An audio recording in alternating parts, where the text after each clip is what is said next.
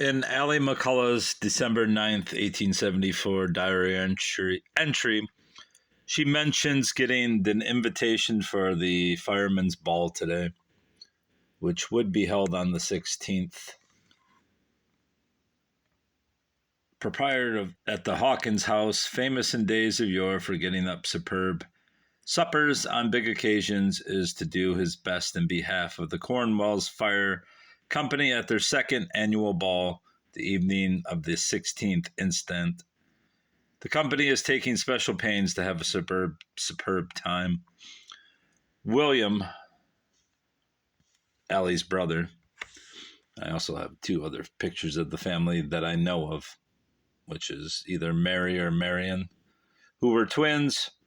We assume that's who they are, and this is probably, let me see which brother. I don't think it was Elmer. I believe it was probably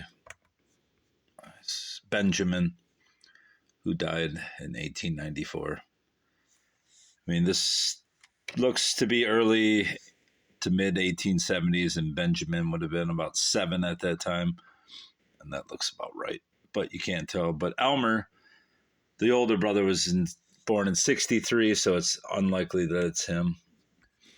William, I've tracked down his find a grave. Sorry about the glare on the computer, but that's that. He was a member of that Cornwell volunteer fire, whatever they called it. Cornwell's Fire Company. It was a volunteer fire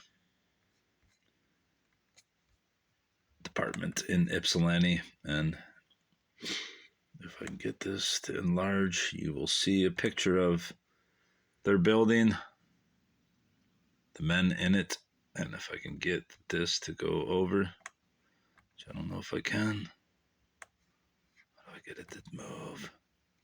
Usually they move over on their own, but I guess I'm going to have to move this to show you William. Well, yeah, you can see him.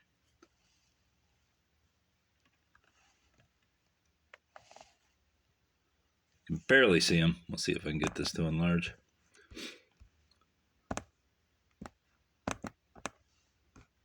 Nope, I can't get it to move over.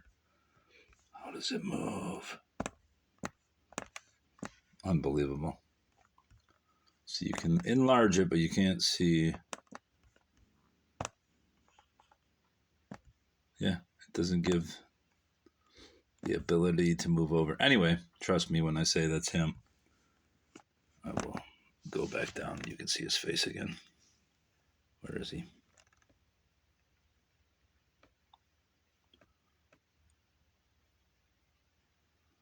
Nope, I can't get it to focus. It's too small of a picture, but it is him. There you can see it barely. But that is him, and he was confirmed to be a fireman via the University of Michigan's Ypsilanti Holdings. And we find that, obviously, there's Allie, colorized. Here's another picture of William. Let me see if taking this off will help. There's another picture of William, and I guess you'd call that the frontiersman's outfit, unless that was his father, but I do believe that's him. He married a woman named Loretta Eaton in 1879.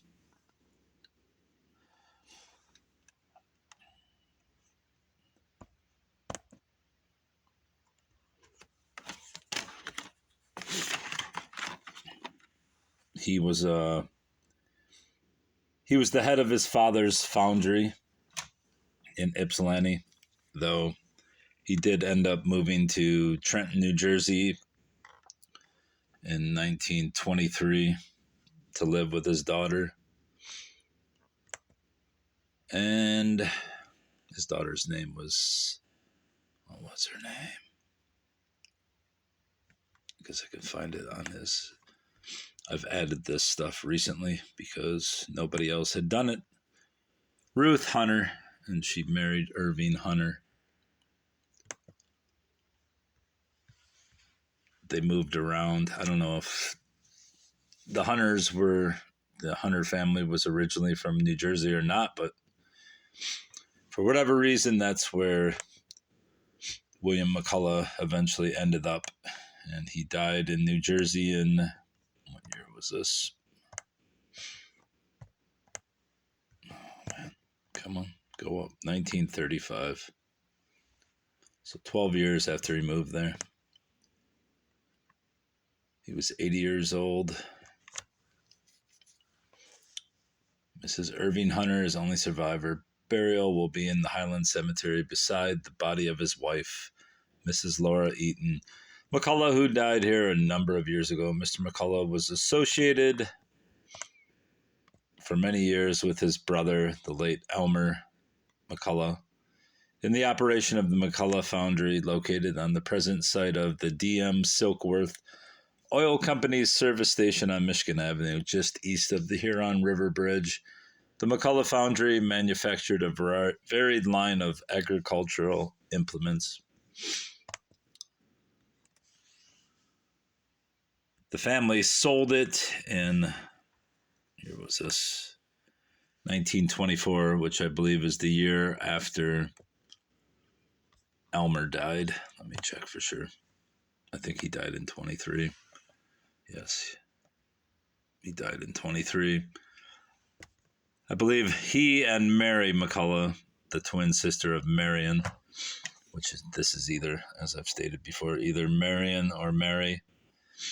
But she lived with Elmer, I believe, at the old family residence in Ypsilanti, both until their death. And are buried in the family plot. William is buried in, I guess it would be called his own family plot, with his daughter and his wife. I think they may have had a son too, but I'm not positive. Then what else do we got here?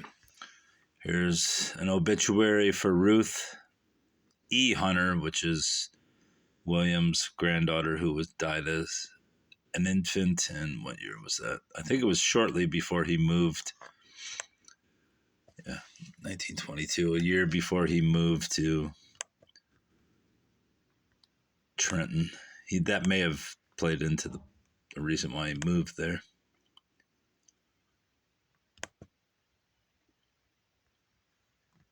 Where's the mobile? I'm not seeing it. Where is it? Oh, there it is. We'll leave next week for Trenton, New Jersey, so it was basically July 1923, and the baby died, what was it, a year before? Yeah, so who knows if that played a part or not. But he went to be with his daughter in New Jersey. Not sure how long they were there, what the family history was, or any of that, but the baby was buried in Greenwood Cemetery, which is near Trenton. At least that's what it said when I looked it up last night on Google. I don't know anything about Trenton, New Jersey, so that's that. But that's a quick summation of William's life. Luckily, somebody had told me about Google Lens, and that's how I searched William and found him on the University of Michigan's database of their historical archives. Funny thing is, now I can no longer find it, although I do believe his name is under W.M. McCullough, so that's probably why it's hard to find. But when you do a search of McCullough on the University of Michigan archives, it doesn't show this, but it shows the fireman, the fire brigade, but it does not show this photo. But you have to dig deep, apparently, to re-find this. And when I redid a Google Lens search, it didn't show up again. So luckily it showed up when it showed up, or I never would have known that Allie was his sister or who he was or any of these people. But that's that.